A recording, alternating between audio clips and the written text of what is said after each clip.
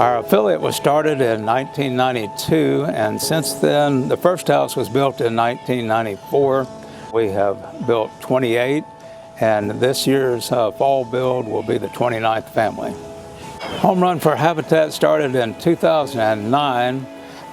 We started out with just a very small group, and we built each year. This is our primary fundraiser for our DeSoto County Habitat for Humanity, and it has grown every year. We're always looking for volunteers. We're delighted to have as many volunteers as we can work into our scheduling during the course of a build that takes about 12 weeks. We usually end up having between 250 and 300 volunteers, about 25 to 30 per weekend, and we're always glad to have as many as we can. Roxanne Robinson came to us in 2009, a very sweet, dear lady who needed a good home. She and her family were living in conditions where there was virtually no heat in the home. Their son Courtney had to sleep under a number of quilts in the wintertime just to stay warm. They had a definite need, and she worked with and for Zaxby's. Dave Bowden saw the impact that it had had with her and her family, and so he became a sponsor and became very involved with Habitat for Humanity, and Zaxby's came online as a major sponsor. And he also was the one who envisioned having a goal of enough money to build an entire house, which was something that we had not really established, set our goal that high before, but Dave led us to that. We miss Dave very much. I met Dave Bowden in 2006. I met him at this Zaxby's in Horn Lake. Dave was just friendly. Every time you seen him, every time he pulled up and I know he's coming, I smile with joy, you know, just would be happy to see him.